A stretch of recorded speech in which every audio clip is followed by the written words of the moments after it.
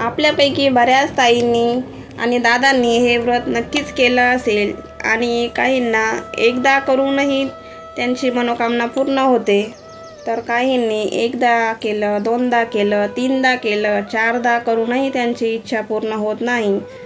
तर हा व्हिडिओ तुमच्यासाठीच आहे। या काही छोट्या छोट्या चुका आपल्याकडून कळत नकळत होत असतात आणि त्यामुळे आपण केलेलं व्रत त्याच्यामुळे आपली मनोकामना पूर्ण होत नाही। बघा, तर दिवा लावताना जे 6 दिवे आपण लावतो त्यासाठी एक गोष्ट करणं गरजेचं आहे आणि तिथंच आपली एक चूक होते। आता ते नाही की 6 दिवे मंदिरात घेऊन जायचे आणि एक दिवा घरी आणायचा आणि एक दारासमोर लावायचा।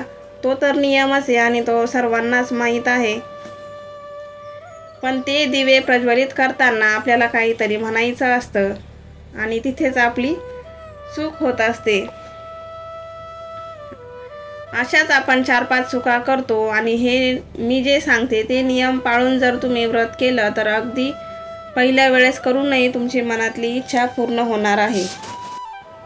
तर पहिला नियम आहे, पशुपतीचं व्रत हे एकदा नाही, तर पशुपतीचं व्रत एकदा केलं तर ते 3 वेळा करावं लागतं, तेव्हा आपली मनोकामना जी आहे ती पूर्ण होत असते। दुसरा नियम बघा, तुम्हाला कोणीतरी सांगितलं आहे किंवा तुम्ही एखाद्याचं बघितलं आहे की हे व्रत केलं आणि त्यांचं स्वतःचं घर झालं, त्यांचं असं झालं, त्यांना संतान प्राप्ती झाली म्हणून तुम्ही हे व्रत करता, पण तुमचा विश्वास नसतो। तुमचं मन कुठे आहे की त्यांची इच्छा पूर्ण झाली, पण तुमची इच्छा आहे का की भोले बाबा माझी ही इच्छा पूर्ण करतील? तुम्ही फक्त दुसऱ्यांचं बघून करताय, फक्त शरीराने हे व्रत करताय, पण तुमच्या मनामध्ये तो भाव आहे, ती भक्ती आहे का की मी हे अगदी मनापासून करत आहे, भगवान भोलेनाथ यांच्यावर असलेल्या विश्वासाने माझी ही इच्छा 100% पूर्ण होणार आहे। तुम्ही त्यांना शरण गेलेले आहात का? नाही। सर्वात पहिले तर त्यांचे विश्वास तुम्ही निर्माण करा त्यांच्यावर असलेला। त्यांचे शिवलीलामृत वगैरे हे ग्रंथ आहेत ते वाचा किंवा प्रदीप मिश्रा यांचे शिवपुराण कथा आपल्या आस्था चॅनलवर वगैरे चालतात, त्या ऐका आणि पहिले विश्वास दृढ करा आणि मग ह्या व्रताची सुरुवात करा। त्याच्यानंतरचा नियम आहे बघा, तुम्हाला संकल्प करायचा आहे। संकल्प आधी ज्या सोमवारपासून तुम्ही हे व्रत सुरू कराल त्या सोमवारी सकाळी उठल्यावर आपलं रोजची नित्यनेमाची कामं करून देवपूजा वगैरे करून सर्वात पहिले आपल्याला घरात संकल्प करायचा आहे। उजव्या हातावर पाणी घ्यायचं, पहिले तुमचं नाव बोलायचं, गोत्र बोलायचं आणि तुमची काय इच्छा असेल ती भगवान भोलेनाथांना बोलून ते पाणी सोडून द्यायचं आहे। कारण की घरात जे आपले कुलदैवे असतात, आपले देव असतात आणि आपली मेन वास्तू असते, त्यामुळे घरात पहिले संकल्प करायचा। आणि असं नाही की घरात संकल्प झाला आणि मंदिरात जाऊन फक्त आपली नित्यनियमाची पूजा करायची आणि वापस यायचं, असं नाही करायचं। घरातही संकल्प करायचा आणि मंदिरात पण गेल्यानंतर संकल्प करायचा आहे। मंदिरात पण हातावर पाणी घेऊन आपलं नाव बोलायचं, गोत्र बोलायचं, आपली काय मनोकामना आहे ती बोलायची आणि ते पाणी सोडून द्यायचं।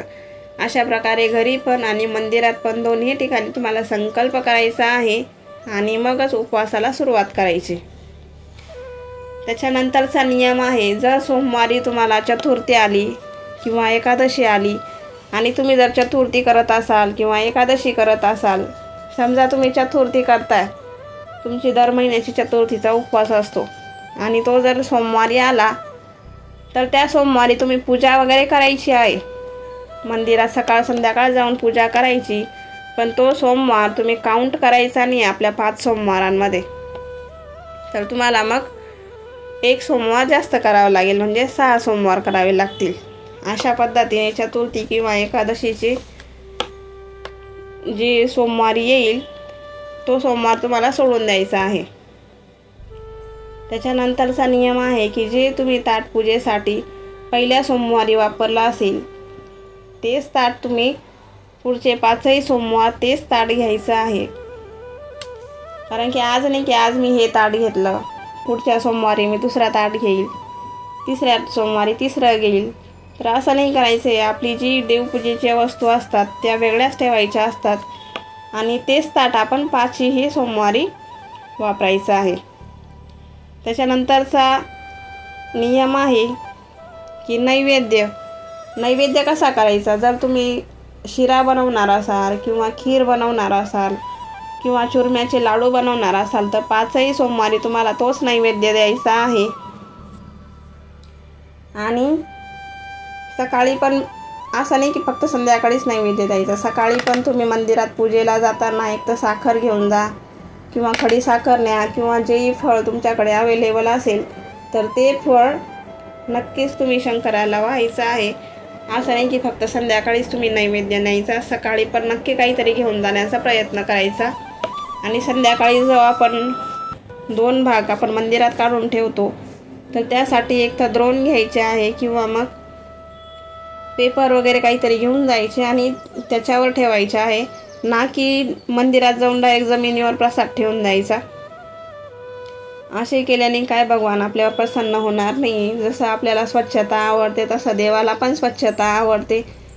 एकतर तुम्ही द्रोण घ्या किंवा मग घरूनच पेपर घेऊन जा, छोटे छोटे तुकडे करून, आणि त्या पेपरवर नैवेद्य ठेवायचा आहे. आणि शेवटचा आणि महत्त्वाचा नियम म्हणजे दिवे लावताना जे आपण दिवे लावतो, जे 6 दिवे आपण मंदिरात घेऊन जातो ते 6ही दिवे आपल्याला शेजारी शेजारी सर्व ठेवायचे आहेत. आणि दिवे मेन खाली जमिनीवर ठेवायचे नाही तर त्यांना आसन द्यायचं असतं. एक तर थोडीशी तुम्ही तांदूळ टाका किंवा मग आपल्याकडे फुले असतातच. उपवास करताना आपण फुलांची नक्कीच सोय बघतो, आपण फुलं आणून ठेवतो. फुलांच्या थोड्याशा पाकळ्या खाली टाकायच्या आहेत आणि त्याच्यावर 6 दिवे एका लाईनमध्ये ठेवायचे व्यवस्थित. आणि पहिला दिवा लावताना आपलं नाव बोलायचं आहे आणि आपली जी इच्छा असेल ती बोलायची आहे. आणि भगवान भोलेनाथांना प्रार्थना करायची आहेत की हे भगवान भोलेनाथा, माझी मनोकामना पूर्ण कर. ज्यासाठी मी हे व्रत केले आहे ती माझी मनोकामना पूर्ण होऊ दे.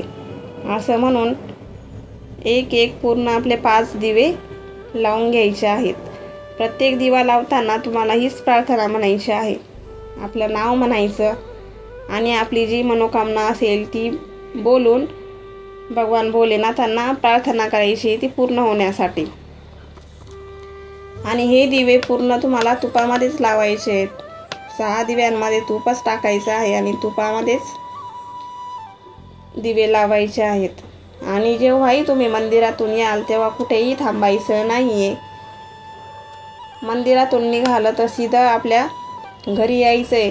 नाहीतर मग आपण मंदिरात जातो, चला मग भाजीच घेऊ, चला मग किराणा दुकानातच जाऊ, अशा पद्धतीचं कधीच करायचं नाही. कधीही तुम्ही मंदिरात जा, मंदिरातून येताना पहिले आपल्या घरी येऊनच थांबायचं आहे. कारण की जीही आपण मंदिरातून येताना सकारात्मक ऊर्जा आपल्यासोबत येत असते. आपण जिथं थांबतो तीच आपली सकारात्मक ऊर्जा आपली तिथंच निघून जाते. त्याच्यामुळे कुठेही कधीही तुम्ही मंदिरात जा, घरी येताना कधीच मध्ये कुठे थांबायचं नाही, सरळ आपल्या घरीच यायचं. आणि घरी आल्यानंतर आपल्या दरवाजाच्या उजव्या साईडला जो आपण दिवा आणलेला असतो परत तो दिवा लावायचा आणि घरामध्ये प्रवेश करायचा. तर चला, आजचा व्हिडिओ इथंच संपवते. व्हिडिओ आवडल्यास व्हिडिओला लाईक आणि चॅनलला सबस्क्राईब नक्की करा.